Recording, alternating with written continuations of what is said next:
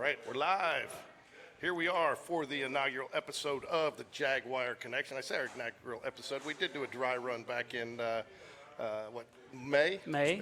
May. So, but I'm joined by Coach Tim Vikakis and Greg Harrelson. Greg Harrelson, real quick, why don't you walk everybody through what the Jaguar Connection is, the purpose behind it, how people can join? Be glad to, George. So we sat back this spring, early summer, and was trying to basically come up with a way that we could do a couple of different things. One, bring the community in to meet the coaches, meet the players. You know, I grew up in a small town. We had what you call the quarterback club. Other people called it the touchdown club. You have a lot of names for different booster clubs. But, you know, what you can do or what it's set up for is, like I said, to bring your parents of younger players, of players coming up, of existing players. We want to get them involved in the football program. We want them to know who the coaches are, who the players are, so they can come out on Friday night and they're growing up and they're seeing this. Hoover's a big place. You know, it's not like your small 1A, 2As where everybody knows everybody. This is a big place. And so that started it off. And number two, we wanted to provide a way to help sponsor or provide funds for the program. You know, this is when Coach V started, he said, you know, guys, we got to build this program. We got to build it. If you want to fight a heavyweight fight, you got to be able to take a heavyweight punch. And in order to do that, you've got to do a lot of things, and you have to have money to do those things. You've got to have, you know, these kids are getting up 5:36 in the morning. They're going to practice. They're going out there. They're working out. Well, you know what? It takes a lot of food, a lot of protein, a lot of different things to keep these boys growing. It takes a lot of hydration to keep them out there. You know, it takes a lot of different things, and it takes a lot of money. So that's what, with Jag Connection, we're bringing people in, letting them get involved in the program, and also giving them a way to facilitate the program and giving money to the program so that we can provide a way for these kids to grow and take that heavyweight punch. And I'm going to tell you, I watched them Friday night. Not only did they take a heavyweight punch, I saw them giving out a few heavyweight punches. Yeah, they did. So talk to you a little bit about what some of the things we're going to cover this year. We're going to cover youth football. We covered middle school on Thursday night. Had almost 1,000 views so far between the middle school. Got to see the 7th and the 8th grade game, both victorious over Mountain Brook. Yeah. We're going to cover some freshmen, some JV, and then do these types of shows.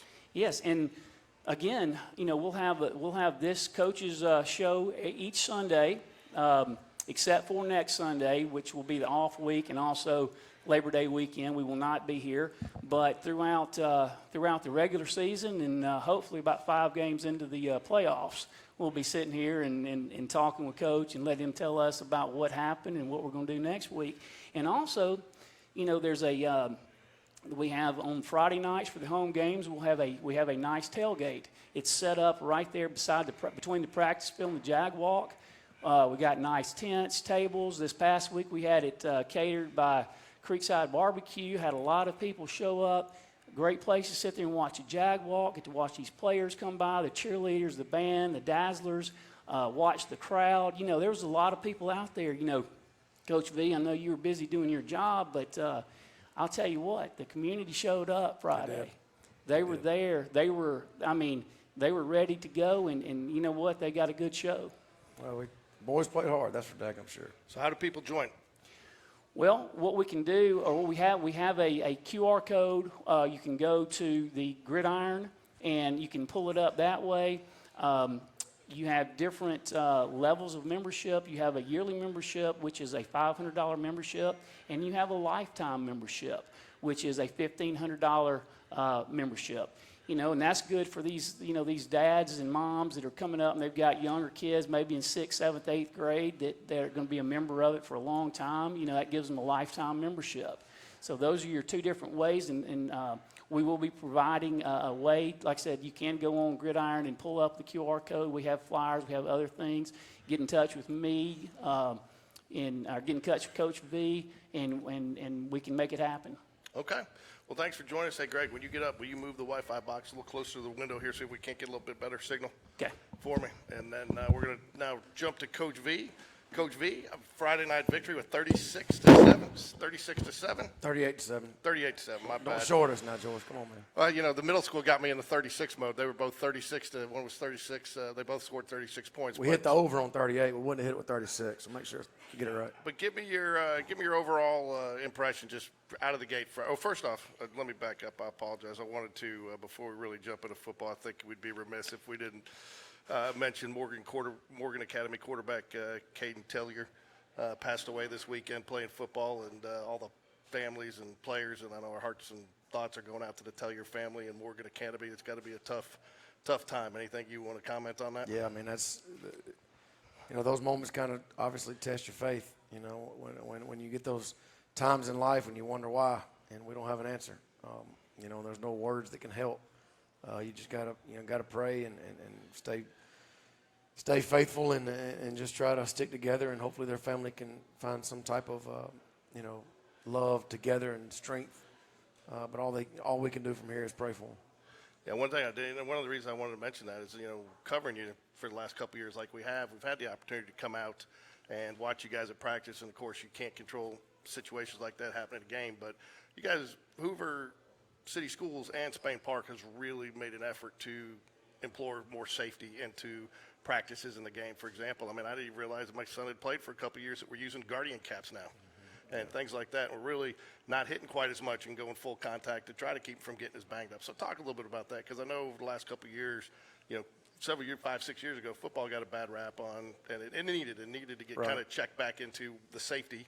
And now it's kind of come back, and they put in those safety measures, and you don't quite see as many injuries as you were before. Yeah, I mean, it's nothing's foolproof. I mean, you're never 100% safe. But at the same time, I know we got guardian caps a couple years ago when we first got here. I know Berry Middle School, Coach Bowden, they have guardian caps. Just trying to take care of these kids the best we can. Our training staff, led by Sarah Lynch, does a great job with our kids, and they kind of keep everything above board. Anytime a kid shows a sign of something, they pull them, and so we treat these kids like our own, and we try to do our best, but we have an emergency act. Let me see, an EAP. Let me just say that it's an emergency plan where if something were to happen, we practice what it looks like, how to do it, who gets to who makes the phone call, who stays with the trainer, who gets the kids. Like, it's a whole plan that Sarah puts together, if anything like that were to ever happen. But, again, all we can do is pray for the family and the community. And I know as a parent, a lot of times, every year get that notification, update your Dragonfly, and, we got to do it again. But it is important, because that's where you guys, and Sarah does get a lot of her information in case there's an emergency or something like that. And that's critical information to have in a situation like that. It is. I mean, it's, we learn how to do an EpiPen. Like, there's all kinds of things that you don't think of, but you never know when a kid might need something. I had to use an EpiPen in March, and I didn't realize it. I put it in my arm before I read the directions because I was panicked. Didn't realize you're supposed to put it in your leg. Fortunately, it still worked. But yeah, you might be lucky to be sitting here, George. I don't know. I know. So, anyways, all right, let's get to Friday night. Give us your first, your overall 30,000-foot view. What your perspective? What did you see? So I tell our guys all the time that if you're just a random person watching our games, it takes about 5 minutes to see what kind of program you have. How they dress, how they look. How they respond to coaches, how do they respond to each other, how they respond to officials when bad plays happen, when good plays happen. Just so many little variables. What kind of program is it? Because it's just a snapshot. It's a 2-hour snapshot of time that kind of you get to show what kind of program you are. So I do think our kids play with a whole lot of energy, a whole lot of pride. I had people at church today that tell me they watched it, and they made a mention that our defense made a play, and it was like they were looking for another guy on defense to celebrate with. Instead of running 10 yards this way so everybody sees them, that they made the play, and they just turn and celebrate with their guys. And, that's different, and that's a good thing. So I don't know. I think our kids played really hard. They had a lot of energy, and you saw a lot of kids playing for each other, not with, and that's what we've been talking about all offseason. I think another good thing about Friday night, and probably didn't quite expect the score to be what it was, but pretty much by mid-third quarter, you had a lot of additional guys in, which I think is important to this team because you did have a lot of guys stepping up, playing that maybe had a little bit limited game time experience last year, but now find themselves in a starting role. And now you got to get those guys that are going to kind of sub in some experience, and you had that opportunity Friday night. We did, and unfortunately, we lost a couple of guys to injuries on special teams, so we've got to find a couple new guys to step in there. But, these kids want to play, and when you get chances like that to get a lot of people in, you do it. I've been on the other side of that swing set too many times, so whenever you get to be on that end of it, you lay off the gas and you hit the brakes and you show some class. But my son was mad at me. When we walked off the field after the game, he was mad. He said, you could have at least hit 50 and then stop. I'm like, buddy, I've been on that side way too many times. That's not what it's about, but No. Our kids handle themselves well. Well, as you know, you're just one play away from seeing the field. And so, that would have been nice maybe for the fans and even some of the players to get some of those players some experience. Because, again, I talked to one of the assistant coaches today before your team meetings, and, they said, I asked them what they were pleasantly surprised with. And they said how confident those kids came out, especially with so many new faces on the field. Mm-hmm. Guys that had played limited roles last year came out not overconfident, but with confidence and really knew their jobs. And he said, usually you don't see that first quarter game one with some of those guys. Well, I think the biggest thing there is it speaks to our coaching staff that they're not just coaching the starters. They're not just coaching the seniors. They're not, they're coaching everybody. And even in practice when we split up and we have on this side we have 11-11 going on, we have the exact same thing going on this side. So that a lot of kids are getting work at practice. There's not a lot of standing around, and it doesn't do you any good program-wise to have a lot of kids standing there watching. So we have enough coaches, and they do a really good job of keeping all these kids, locked in. And so when they get their chance, they know what they're doing. And I want to take a chance real quick with you. We are going to be bringing on Matt Bowden and Rusty White, coaches of the middle school 7th and 8th grade programs here in about 8 minutes.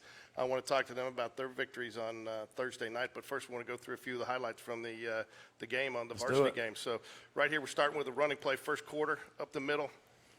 Yeah, so that was the first drive. We just ran a simple power play where we're blocking down on the play side and get a good kick-out block by Ryan Brazil on the edge. And the right guard is pulling around and going to linebacker. And then Dakari Shanks does what he does, and he's got some pretty good little feet. And he danced a little bit and got him some extra yards. And, I think one of the things that impressed me the most here is you've got a hat on a hat for the most part. You got at least one pancake block in there that I see. And it looks like, if I'm not mistaken, that's Hudson Reed. It's got blocking two guys in one. Is that what I'm seeing there? Well, that play was designed to run behind Hudson. He's supposed to be caving it down, and he did a really good job right there. And he did a really good job all night. So, but again, you go look at that hole. I could get through that hole. Let's not push it. Okay. But it is a good. It is definitely a good hole. But you got to be impressed with your offensive line. Again, No I think doubt. there were some question marks coming into the season about how that offensive line. There was some guys, but I think probably as a coach though, you probably go in and feel a little bit more comfortable knowing you got Jackson Bell sitting there as your center, who has got 3 years of experience and knows the calls. And I think on Friday's coaching show, you called him Coach Bell. Coach Bell, he's really a smart kid. So here we get in the red zone. We had a play called. This thing's going in and out. I don't know if it's catching, but it is. We actually had we had a play called up top. We were going to go one-on-one, but they showed a zone. So Brock got out of the play and checked a little bubble out here to Andrew, and Mitch does a great job. And, gets the ball outside the numbers like we tell him, and it's a race to the pylon. Mitch does a good job of getting enough of the guy. And that's a good thing about having somebody like Brock Bradley, who's played a lot of football. He knows, what we're looking for. If they give us this, we take it. If they give us this, we get out of it and get into something else. And that's a good example of that right there. Here you are using you got right there. I'll tell you, I think this play's made here by, you've got the H-back back there, whatever you guys call them in your offense. But I think if you really look at the deeper into this play, talk a little bit about how critical that block was from the slot receiver there. Well, yeah, so this is just a little way to get the fullback out in the flats if we're seeing a lot of man coverage down there. But Corey Barber does a really good job. You see him as the receiver coming in. He's taking his man to Ryan Brazil's man and just gets enough of him so Ryan can, get outside and get in the end zone. Just a little slow play fake downhill. But Eric, I put this one on here because I just was impressed not only with Brock Bradley's footwork here, but if you stop here and you look, you got, just I guess, maybe this came from 7-on-7, which one way I want to highlight. It just seems like the receivers and the quarterback are both on the same page here because he starts to roll out, gets a little bit of trouble there. I'm not sure if it was a design rollout. Didn't look like it from the start.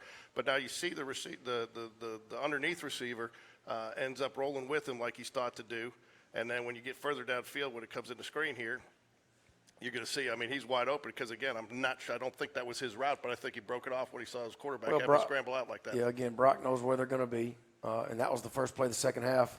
So we talked about it inside. So we're running this play the first play. I don't care where the ball is, and the ball is actually on the 8-yard line. And they said, "Are we still running it?" I said, "Absolutely, let's go. Like, we have that much confidence in y'all." And Brock moves the pocket a little bit, and Haygood made a really good catch. So here, again, this is touchdown to Mitchell Frazier, I think, start the third quarter. And again, nice little screen pass. He gets down there. We'll kind of break it down here in a minute. But I think one of the big takeaways here is I mean, you got to be happy when you're coaching. You see this many. I mean, look at how many black shirts you got out there to lead the way. Well, the thing that makes me happy is I see Javon Taylor see his head looking back inside. Yeah. He's the spot. So that tells me he's doing what he's supposed to do. And I'll then tell big you, Jaden Craig downfield. Yes. I was just saying, Mitchell almost gets caught here, but when 77's that far downfield, you better not get caught from behind, right? Oh, when he came to the sidelines, he heard it. I mean, I heard that tent was on him. They were on him about you almost got halt. And, Yeah, when you got big 77 down the field, you better not get caught from behind. I think I heard Tracy in the bleacher screaming, "You better run, Mitchell."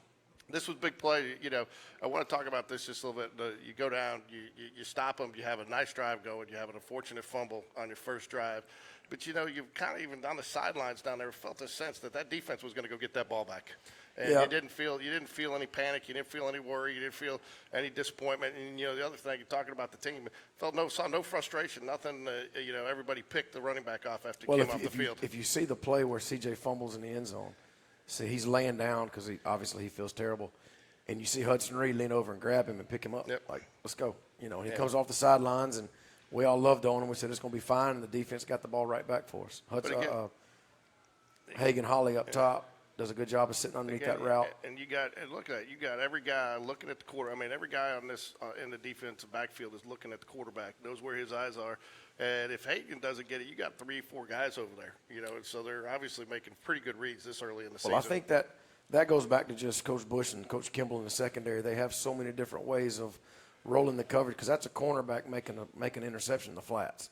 So they have a bunch of different ways of playing coverages in the backfield, and that's the 7-on-7 really helped them develop all the things they do back there. Yeah, this is kind of the last play we got to talk about. We'll break down Friday night a little bit more. But E.J. Curley, talk a little bit about him. That's a guy, too, I think he's the definition of rinse and repeat. I mean, he goes out, he does his job. You don't see a lot of emotion out of him other than with his teammates.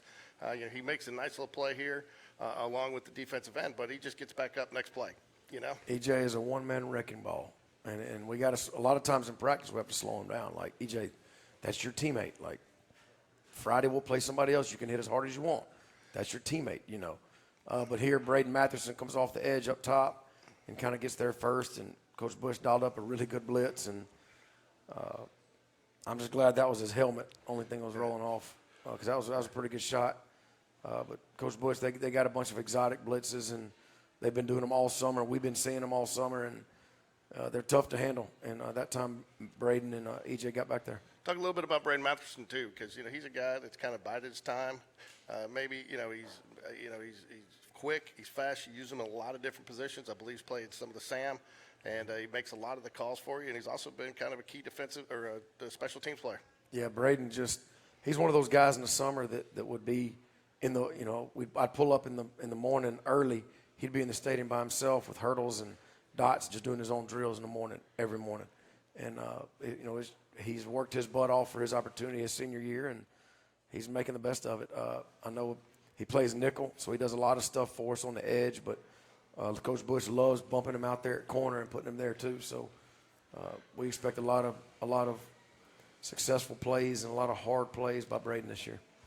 Anything you want to hit on Friday night before we bring up Coach Bowden and Coach White? I think it was just an awesome atmosphere from the new band director, Mr. Ellis, to the dance team, the youth cheerleaders were out there before the game, and the band had some new twists, and our kids loved, and it was a great environment, and that's what we're trying to get for our kids. It's just to provide them the best environment we can, and we're trying to do our part on the field of giving them something to be proud of as a community and represent the families in our community the right way, and we just really appreciate everybody who came out, and hopefully we can keep this thing going. Okay, well, let's bring up Coach Bowden and Coach White, and then we're going to bring you back and talk a little bit about the Hoover matchup on Friday.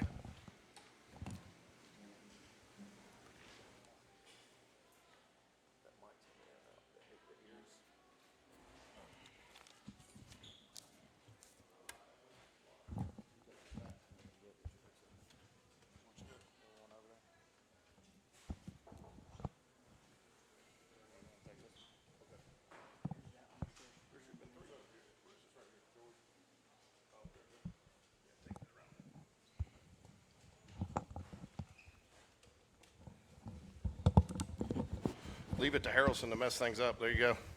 He took the headset all the way. You know, I had it all lined up 1, 2, 3, and he took it all the way over here to out in right field. So, if anybody is worried about there's a little bit of an internet lag going, I apologize for that. We'll get that fixed kind of next week.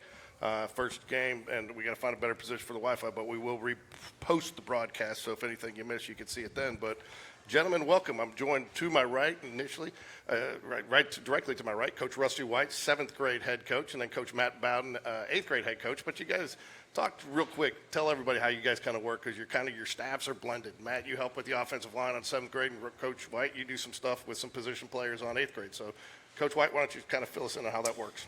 Well, when I first started at Berry, we had 2 separate staffs, and we had a few more coaches than what we do now. So it was a little bit more separate 7th grade group and 8th grade group. But here recently, probably in the last 4 or 5 years, we've kind of combined, kind of all working together. Coach Bowden has been working with 7th and 8th grade line. I've been working with quarterbacks and running backs for both 7th and 8th grade, calling the offense for both. So I think it's kind of helped us kind of get on the same page, and that transition from 7th to 8th grade. A little bit more smooth than it was before, and so we all really work well, and hopefully that continues on from 8th grade up to 9th grade as well. So I think it's been a really good system. I'll tell you what, if you're working quarterbacks, Coach, you got to be very pleased with the performance on Thursday night. I mean, several touchdowns. You had a couple of them. You had a nice pass, which we'll see here in a minute, especially in the 8th grade game. Kind of nicely, it hits him in stride. Yeah. And you were committed to the pass early in the 7th grade game, much earlier than you see a lot of 7th grade teams commit to it. I think that's something we do a lot more than what you see a lot of in middle school. I mean, there's some great teams around the league that throw the ball around a lot, but that's something that we've kind of committed to, probably over the last 10 years or so. And we participate in several 7-on-7s, during the summer, and we see what the high school does, what Coach V is doing up there at the high school with the passing game, and so we try to do the very best we can to kind of follow along what they do and implement what they're doing, and kind of a watered down version, but we want that to be a part of the game. We want them to be ready for the high school when they get up to that point. Just like Coach White says, going back to the staff, I mean, we've done it, one staff for several years now. I run a lot of the day-to-day stuff. Coach White does the offense. I do the offensive line and help with defensive line as well. And just really great group of coaches that mesh well with each other. We've had the most of the group intact for several years and know each other, and just a group of kids that love the kids and want them to be successful and want Spain Park to be successful. So proud of the group we have and the kids as well. I got to think from a player standpoint, especially in the quarterback position, having that consistency of the same coach who has you doing it and gives you that opportunity. You coach them in 7th grade and you get back up there and you're still working with that guy to build on what you started in 7th grade rather than almost having to start over. Is that what you guys have found? Yeah, I think that works out perfectly for us. We can kind of, work the things we need them to learn in 7th grade and kind of progress to a little bit more, advanced things in 8th grade. And, depending on the quarterback, I think we have some good quarterbacks in 7th grade this year. We can kind of work a little bit further ahead than what we could, if we didn't have anyone or a quarterback that may not be as talented or may not have the arm talent yet, or but I think that does help with the transition for sure from 7th to 8th grade. Not only quarterback, you see that in the lines as well. The continuity we have and just gelling with each other, and so it's great to get to work with them for 2 years, see them develop. And Matt, you're not only you're a little bit of the everything coach, softball, tennis, football. But one of the things that impressed me covering the game the other night was the numbers seem to be coming back in middle school football again. I think some of that comes from some of the safety protocols. Are you guys feeling the increased participation? Are you starting to see that happen in football? Yes, we have. We've had about around 50 per team, give or take, 4 or 5 each year. And as y'all talked earlier with Coach V, we did the Guardian Caps. We made that investment this year as well. And I think we, just try to teach safe tackling, blocking, and playing football and doing it the right way and develop them to get ready for high school. All right, Coach White, break down the team's win on a little bit of what you saw, what you're pleased with, and what you think you got to work on heading, because you play tomorrow night against Hewitt-Trussville, correct? Thursday night. Okay. Yeah, we got a little time to prepare for them. Okay, but to give us kind of your breakdown, your assessment, what you liked, and what you think you need to prepare for this week. I was really pleased with them. You never know what you're going to get with 7th grade football and the Jamboree, but I thought overall, I told them, I don't care what the score is. I want to see you lining up in the right place. I want to see you knowing your assignments, and I want to see you going out and competing hard. And I think for the most part, a few penalties here early, but I think overall I was really pleased with their discipline and where they're at. So I'm proud of them for their win. One thing I was proud of, or just was impressed with the players, is there was a lot of penalties in the first half, which I think is not uncharacteristic for a first game, seventh graders too. But your staff seemed to make some pretty good adjustments and have some good conversations, and they responded. The penalties seemed to go down in the second half. Yeah, they did, and that's what you want to see. And a lot of them are, you got players that have played for years, and you got players that this is their first year, and so you expect that a little bit, and the goal is to just improve. And I think they did from the first half to the second half, and we can definitely build off of that. I always say biggest jump in improvements week 1 to week 2. What are you looking for to improve? Well, it's going to be a tough test. Hewitt has a great seventh grade team, and watching them on film, they've got a good running back and good quarterback, and Coach Bromley over there does a good job with their program. So it's going to be a really good test for us. But that's what I told them after the game. From week 1 to week 2, we definitely want to see a big improvement in. Not just penalties and knowing what to do, but playing harder, playing more physical, and they're definitely going to need to do that on Thursday. Defensively, you had to be pleased too. I know you gave up the shutout, or you gave up the shutout. Matt, you gave up the 7 points. So sorry, but you had the shutout. But again, defensively, no busted assignments really. Everybody seemed to know their roles, and your defensive ends seem to be living in their backfield for a while. Yeah, and the funny thing is that the guys that are playing defensive end right now, one of them has never played football before. So this is his first year, so he's really raw, Demarion Terry. And one of the plays I think you have drawn up, you're going to see him. But great athlete. He's just going to learn the game with more experience. I think he's going to be really good.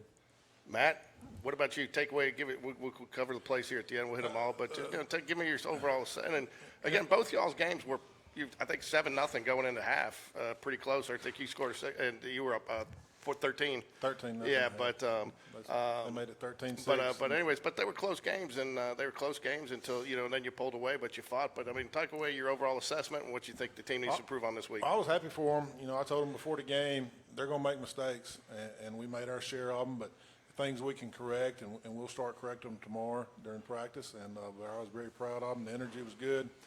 My 8th grade group I don't believe they ever lack any energy. So they were ready to go, and they're a good group, and just focusing on getting lower on the line of scrimmage, using our hands better, and just making plays. Well, you're realizing the benefit of kind of what we're trying to picture with the JAG connection in the community, because that group has played a lot of youth football. I believe they started in 2nd grade together. So a lot of those guys have been playing together for a number of years, and now they're in 8th grade together. And so you're kind of realizing a little bit of the benefit of this team with what they've done through the JYSFL football program and through 7th grade with Coach White, because you guys played in the 1-seed game last year, correct? Correct, And, yes. so this has been a pretty strong group of kids that are pretty tight-knit. They are. I heard your broadcast after our game the other night, and you kept on hitting connection, talking about our game being played, the youth league right behind the stadium, and you can see the connection being built right now. And our kids I saw all our kids Friday night at the football game, so I'm excited about what we're building here at Spain Park and being a part of that. Maybe it's just the way you guys, Coach White, sub people in, but it felt like, too, this is probably one of the deeper teams, talent-wise, both of y'all, that I've seen. I know you played a lot of non-starters in the second half, and I know you rotated. You still had some, didn't do wholesale substitutions to give those kids a fair opportunity to show what they could do. But it felt like there wasn't a lot of drop-off between the ones and the twos and the twos and the threes. No, we have a fairly deep team. Like I said, in 7th grade football, from year to year, you get some teams that might be more experienced than others. I think that's one of the great things I enjoy about coaching 7th grade is you just get a new group every year, and you don't know. You got guys that have played for 5 or 6 years, and you got guys that might have only played flag football, and it's their first year tackle, and you got guys that have never played before, and kind of putting that all together. And I think the Jamboree game specifically is a good chance for everyone to get out there and play and show us what they have and show us what they've learned, and we can continue to coach them up and kind of build them for the rest of the year. Matt, while it was billed as a Jamboree game, because that's kind of what it was designed to be, it was really, though, not a typical Jamboree running clock, things like that. It was a true football game. Yes, sir. And you guys both went 1-1s pretty much for the first half, and then agreed to play a little bit more in the second half. And again, that wasn't necessarily, if you played in the second half, you weren't won. But I like the way you guys did that. But, Mountain Brook's a solid program. So no matter how you look at it, I think those were 2 quality wins on Thursday night.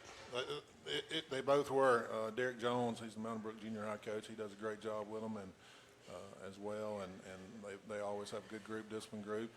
And I know they'll get better throughout the season as we will. Let's check out some highlights from there you go. All right out of the gate here. This was I think this was the very last play of the first quarter for us. Clock was winding down, and I just wanted to make sure we got another play off before the end of the quarter. Good little throw and catch here from Ben Tate to Nick Morris. Fantastic catch. You notice the ball's kind of thrown behind him, and he makes a good adjustment, and then he does a good job of picking up about 10 or so yards after the catch. What impressed me a little bit here is the fundamentals. You got 2 good routes going here. You got a couple of options, but importantly, he's already looking for the ball. Yeah, and I think it's that's just what simple helps him little high low on the corner right there, and he, just a little quick hitch and nice little throw to the outside, and he makes a good adjustment and finishes the play. This one here, same exact play. This is Harrison Richburg, quarterback for us, throwing it again to Nick on the same exact play. So at this nice. point in the game, you had some success running. Is that what you felt kind of helped set up your passes? Yeah, a little bit. We just want to mix it up. See who can do what, and put them in different situations to just give them a chance to make plays. This one I put here for 2 reasons. One, nice little rollout here. Make something happen. Great catch. Receiver came back to the ball a little bit, but I've yet to find the ineligible receiver downfield. Well, it was he had stepped out of bounds. Had he? Okay. So it was an illegal touching. But okay. But that was one of my favorite plays of the game. Actually, you saw I want to call him Christian, but his older brother's named Christian. Harrison, he pocket kind of breaks down. He rolls out. He has the mindset to keep his eyes downfield, and you kind of see his anticipation there. He knows the receiver's going to break open. Throws it out front. I know when Coach V gets him into high school, he's probably going to say, sail this one up there to your parents in the second row and live to play another down. But, that's what you want to see. You want to see guys making plays, and that's what he did. Well, he recognized the receiver, too, was behind the coverage. Yeah. If you throw it deep there like he did, there's only one guy that has a chance to catch it, Right. and that's your guy. So, I just thought that was uncanny awareness from a 7th grader. Yeah, absolutely. So, but I didn't realize he stepped out of bounds. All we heard was the ineligible. We thought it was an eligible receiver. Here, it's just a nice. I think it's your first one of your touchdowns here. Yeah, just simple power play. Good job out of that right side blocking down, and the F back got a good block there on the edge. That's Dawson Lee.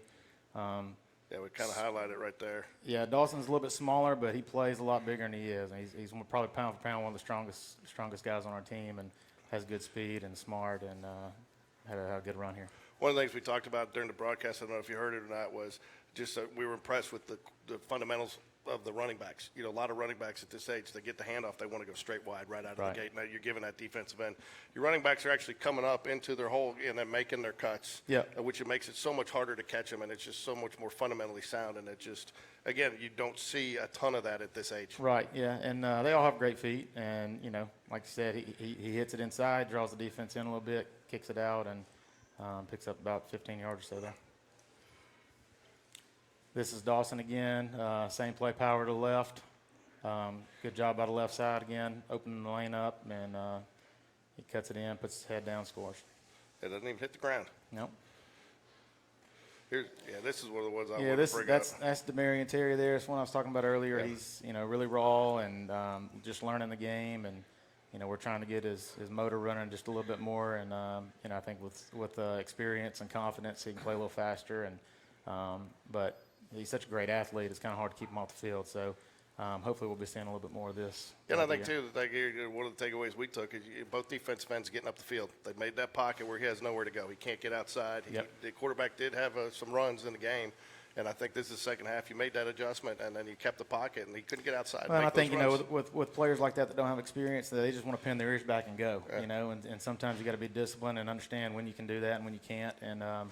And so, those are little things that he's going to learn, and the rest of the guys are going to learn throughout the year, and hopefully be a little bit better in the run game because of that, and especially with quarterbacks, want to tuck it and go. So, but very pleased with where they are.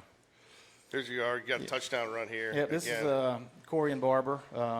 His older brother plays varsity, and I think caught a touchdown pass or two maybe in the varsity game. And they were with with Barry a few years ago and came back from Clay, and he's got some wheels on him, and you can see there once he gets outside, if you don't have a good angle on him, it's going to be hard to catch him. Well, you got to take away here. You got two guys out here, ready to block, and I mean, he's already got the Yep. corner. Great job by the pulling guards getting out front, and you got a receiver down here, I think, on the bottom that stays right with there, the the block. receiver. Just, Yep. I mean, and that block right there. A lot of people, it doesn't show up on the stat sheet. I mean, as far as the box score. Yeah. But I mean, that's the difference right there But he's between doing, a touchdown and a 10-yard game. Doing exactly what he's been taught, and staying with his block, even 15, 20 yards downfield, and key block to kind of get Corey in free there for the touchdown.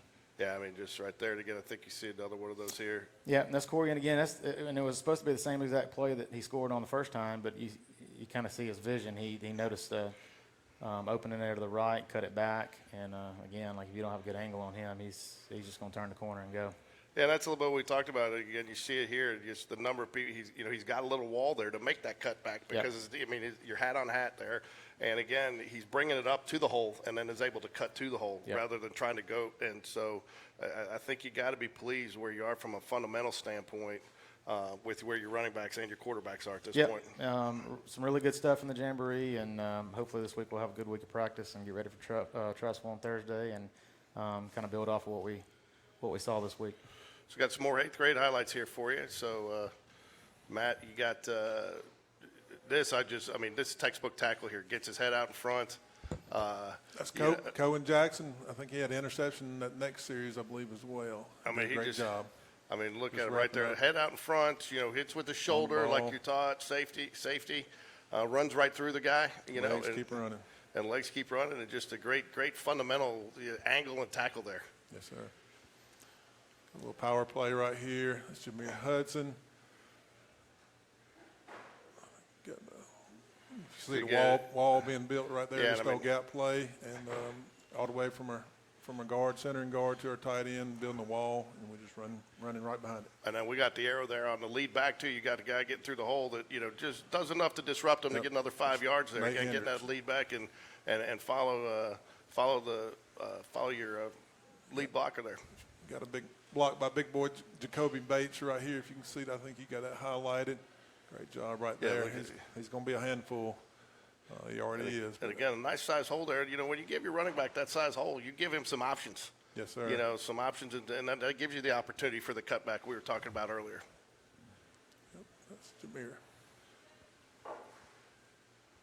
This is one I think, and I messed up the camera a little bit on this one, but I believe this is the touchdown, Yes, the to go Madden. route. Yes, to Madden from Kramer to Tubb. It was 3rd and long, and Rusty had some protection in right there to let us get that off, and Kramer made an awesome throw, and Tubb, that was his And again, Kramer's first catch, wasn't it? Yeah. so. He didn't play with us last year. This is just one of those, just never let your feet stop going. I mean, he's kind of tackled up there. That's probably, I think the Mountain Brook coaches probably wish they'd have that one back a little bit. But you got some downfield blocking there. You got some help. He's got some help down there, just enough to shut him off him, and he keeps going. That's Caden Hill. He's had a great fall offensively and defensively, and you can just see the legs just keep running. All right. Okay. Man, I think we got one or two more here. I believe this is Malachi Davidson's touchdown, another power play. And he's been trying to hit it outside all fall. We've talked about, finding the blocker and having vision going back, and he cut it back right there and ended up paying off for him. And again, one of the things I think you take away, notice is these a lot of confidence in your skill players, and they hit those holes hard. Trusting that they were going to be there. And again, you got a downfield block there from a wide receiver. Awesome. The Look at that tackle block. Yep. Great job. takes them all the way out of bounds. And I mean, that's your last line of defense. If he's gone, it should be pretty easy to score, right? Yes, sir. Hey, Coach White, one thing I wanted to just mention is that being a father of a special teamer for a number of years, I'm commending to both of you guys for your commitment to special teams, especially at the 7th grade level, to go ahead and try that kick.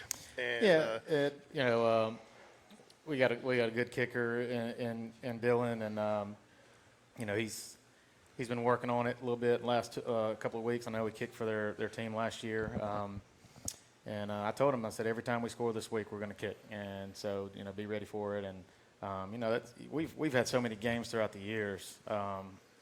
and we've had the blessing of having so many great kickers throughout the years, where we've had so many games that have ended up 1-point games because we were able to kick a field goal and the other teams weren't. So that's something that we take pride in, and making sure that we have that opportunity to kick field goals, extra points if we need to. Really hate that the rest of the special teams kind of gets voted out every year. I mean, we enjoyed the kickoffs and the kick returns and things like that, but Yeah, we've the even talked points about are it. great. Even the NFL's coming in creative. Figure out a way to do a punt with no rush. And they just got to catch it down it. Or Yeah. just to give those plays.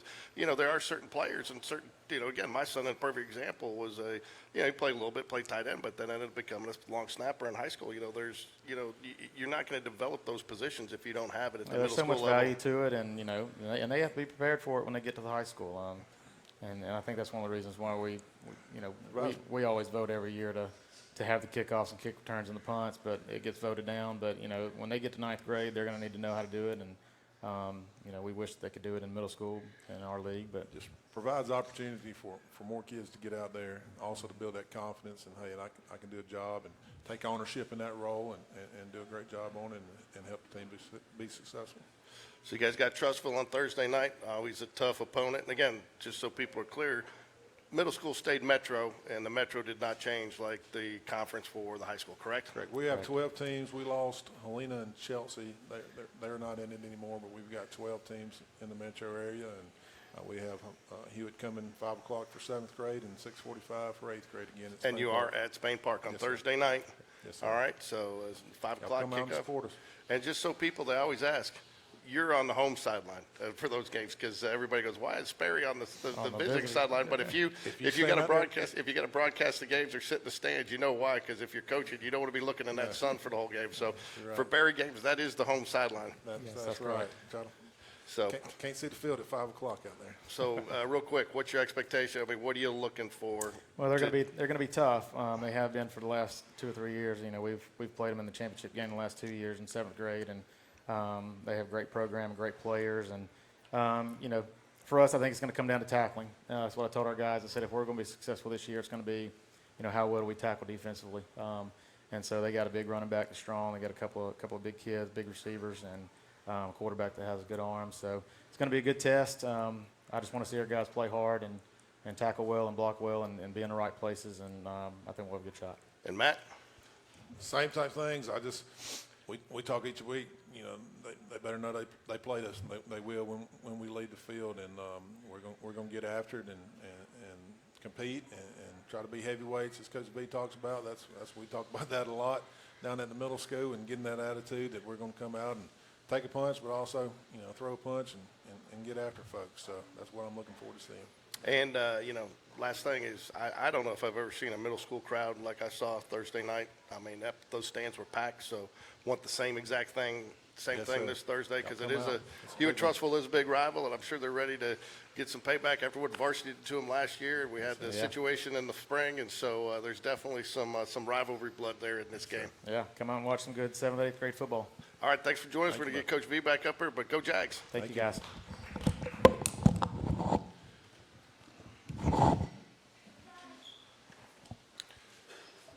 I'll give you this one, see if it works better. You said you were having trouble with that last one. Yeah, we're on. Can you hear? Yep. One thing I got to say about the middle school game, when I came up there at for the 8th grade game and hung out with y'all for a little bit, there was about 7 of our freshman kids to my left, and when one of the 8th graders made a play, they were going nuts. So just to see our 9th graders cheering so loud when the 8th grader made a play, that was a cool moment for me to look over and see that. Okay. It's a good thing, man. We got a lot of good people here. So real quick, we're going to get to one of our questions. We actually had somebody direct message, and each week, if you want to question the coach, any of the coaches, send a direct message to our Instagram page at GameDay Sports Radio 1, and put your name and your school, especially if you're a player. But we had a question come in from Rocky Ridge, and they wanted to know, how much do you and Coach Bush talk during the game, or do you pretty much? Anybody that knows Coach Bush knows that he's on edge all day, every day. But, ever since me and him met, 2019, I guess, we've been together for going on 6 years now. We just hit it off. And there's a lot of trust between myself and Coach Bush. I don't, you know, him and Coach Kimball, Coach Taylor, Coach D-Rob, Coach Diamond, they do such a good job on defense. I don't even go in there. I mean, we might talk about some things, some situational stuff, but, you know, we talk about the game plan a little bit, but I have a lot of trust in him that he's going to do, you know, he's going to do a really good job. And so, that, you know, during the game, we'll talk about if we're going to punt, take a penalty, just little things situational-wise, but scheme-wise and what they're calling, I mean, they've got so much stuff over there on defense, it'll blow your mind. And so there's not a lot of talking. You know, we'll talk about stuff, but nothing where I'm going to tell him what to do. Other than the other night, he got mad at me, but I didn't care. We're up 38, whatever, and I said, get the starters out. You know, get them out. You know, and it's not as easy to get them out as just at the drop of a hat. So they were kind of trying to figure out how and when. I said, I got it. Timeout. Now we get them out. You know, I didn't want them to play another play, an extra play. They had to if they didn't have to. But no, Coach Bush, man, you know, when I was at JO and I got the opportunity to come here, you know, he was the only one I'd even considered, and I went in there and told him, and he said, when can we leave? You know, he was ready to go. So he's a really good guy. He works his butt off with these kids, and he holds them accountable, and he's very transparent. And if a kid needs to work on something, he tells them that. You know, so there's no guesswork with Coach Bush. He's going to tell you how he feels. So Friday night, we're traveling at Hoover, over at the Hoover Met. Hoover coming off you almost call it a walk-off victory. I think kicked field goal last night with 18 seconds left to win 17-14 down in Miami. But always a tough game. But talk real quick. This was very important to you, even with us making the jump to 6A, that you wanted to keep this game on the schedule just because of, you know, the rivalry and all these kids know each other and not only for bragging rights but for the fun that this game is for our community. Yeah, I mean, you don't cancel the Iron Bowl. You know, you don't cancel Florida State. Like you don't cancel those games. And I know we are 6A, they're 7A, but our kids made it. You know, it was never an option not to play them. But when they realized we're going down to 6, that's what they all said. Coach, we still have to play Hoover.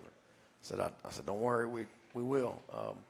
But no, I mean, they had a good win. You know, Friday night, anytime you can go and take plane flights and have a lot of distractions and, you know, still figure out a way to win the game, that just shows the resiliency of those kids. And, you know, they got a lot of good players. Like, they're going to walk out there Friday night and they're going to look the part, that's for sure. So we got our hands full.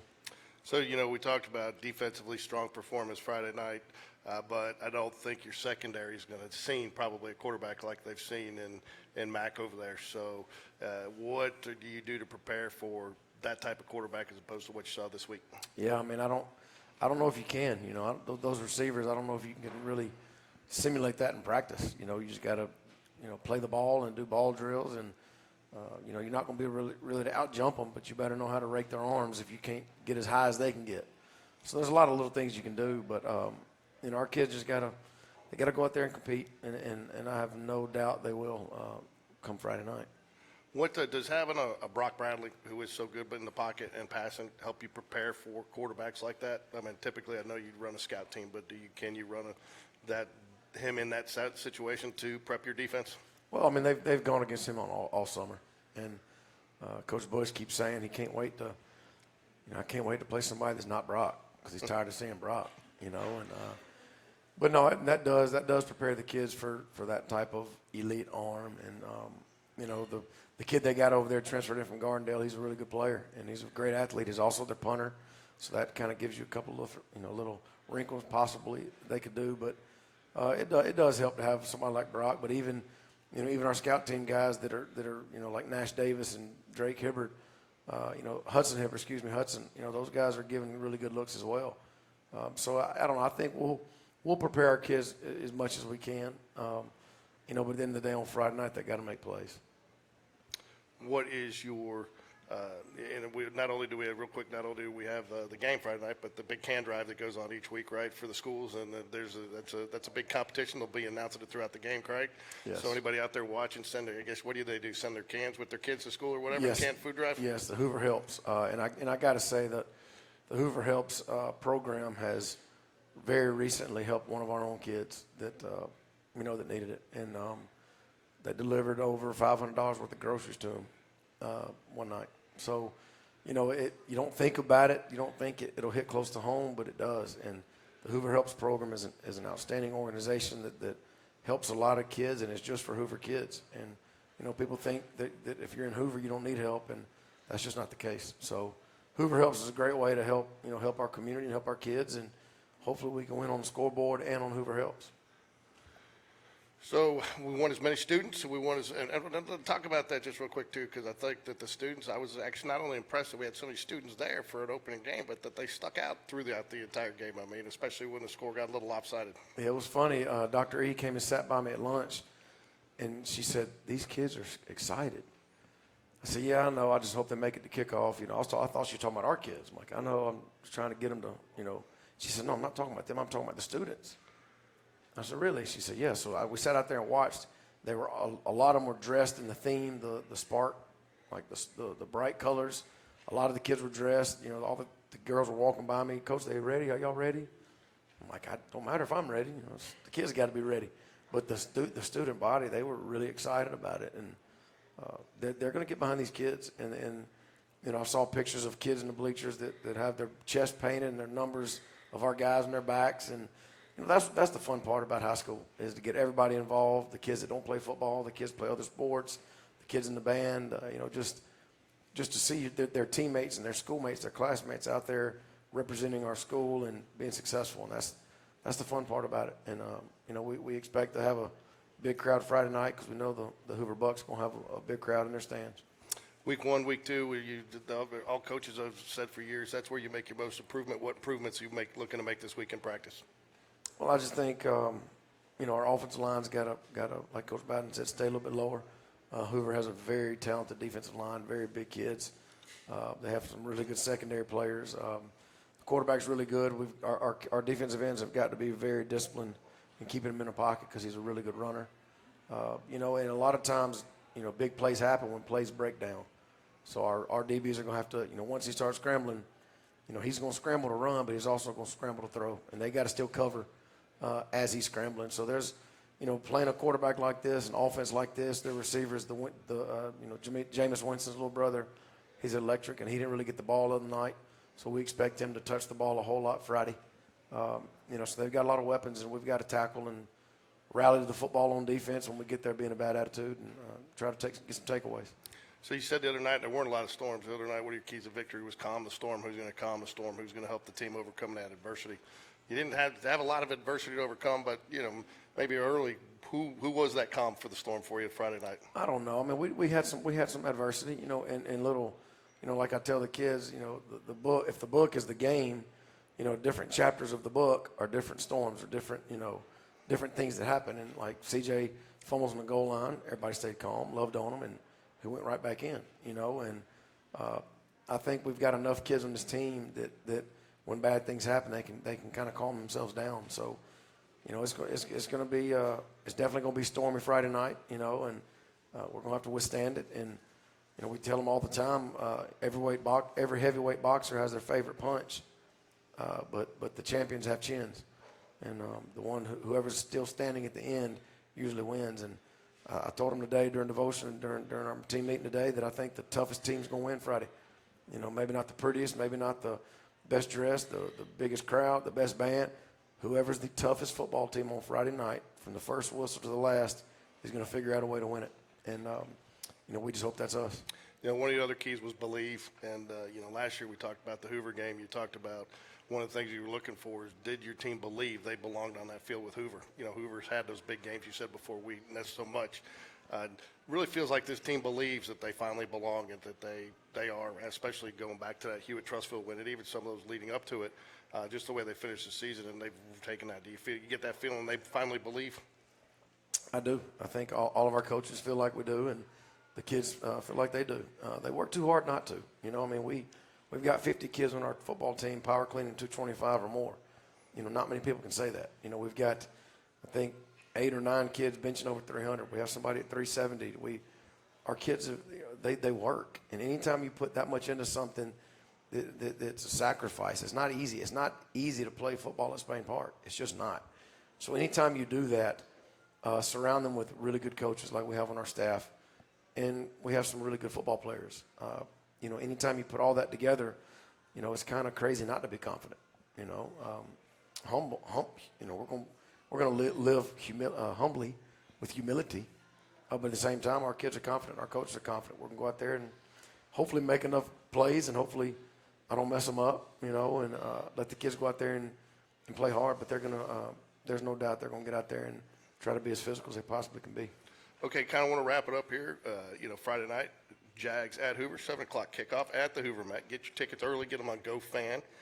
Get out there early. Band will be traveling as usual. I also understand the Dazzlers are coming. They usually don't go to road games, so they're going to come. And, again, I think between the Dazzlers, the cheer, the band, great atmosphere, and the students, great atmosphere on Friday night. But let's just wrap it up here on the Jag Connection. The whole purpose behind this is connecting the community, and that's something that you and your players have done as a football program. You mentioned it earlier about some freshmen there watching the 8th grade game. But we had past players watching the games Friday night. Text them in. We had some kids sending us pictures of them while they're watching the 8th grade broadcast. But you guys are also taking your experience down with your coaches and working with the youth and the JYSFL. Some of your players, they're having them up at practice. They, as the youth players are coming on for their practice at your practice field, you guys are getting off. You see some of the varsity players interacting with them, which means the world to those kids. So really, you're trying to create a entire one football program from kindergarten to 12th grade, right? That's it. I mean, like you said, the other night at the middle school game, when I was up there with y'all, I realized the middle school was playing. The 9th grade just got done practicing, so some of the 9th graders were in the stands. We got done practicing. The little leagues back there practicing on the practice field. Like, it was just, there was so many people from our community around the football program. And anytime you can do that and keep replicating that, I think it just grows. And then you have some success, mix that in, and then it just takes off. And, you just keep doing it the right way. We tell our kids, rinse, repeat, just keep loving on the elementary kids. Arnold Bush's little brother, Carter, I think he's a 3rd grader. Every day at practice, he has his ball, and he's just waiting on some varsity kid to take a break and play catch with him. He's just waiting on somebody to make eye contact with me, and I'm going to throw it to you, and I'm going to make you throw it with me, but that's awesome to have those kids around, and I don't know, we got a good thing going. We just got to keep doing it right and keep loving on these kids and treating them like they're our own, and we got a chance. Friday night's going to be a big game. It's going to be the game of the week, so it's going to be televised live from the Met, so there's going to be a lot of eyes on our kids this week, and rightfully so. They deserve it. I just hope we can put it all together Friday night. And so everybody, once again, so you got freshmen and JV play where tomorrow night? They're at Hewitt-Trussville tomorrow night. So freshmen JV at Hewitt-Trussville Monday night. So if you have an opportunity, get out there.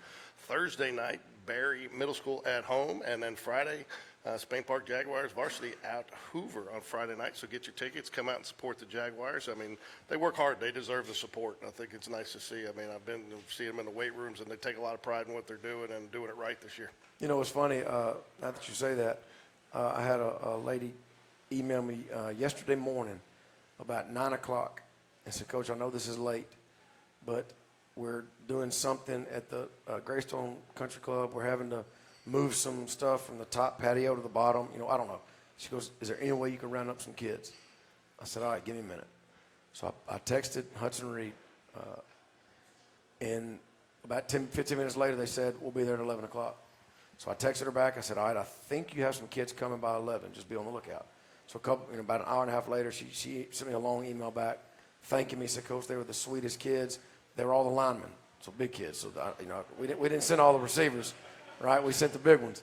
But he rounded up a bunch of, a handful of old linemen, and they went and helped her and moved some stuff. And so she was just so grateful. And she just talked about how well-behaved they were, how friendly and sweet they were. And they were great kids. She says they obviously come from great families. So it's just anytime you can, we're proud of our kids. Anytime we can, show that, we will. But it's just another example of how special this community is.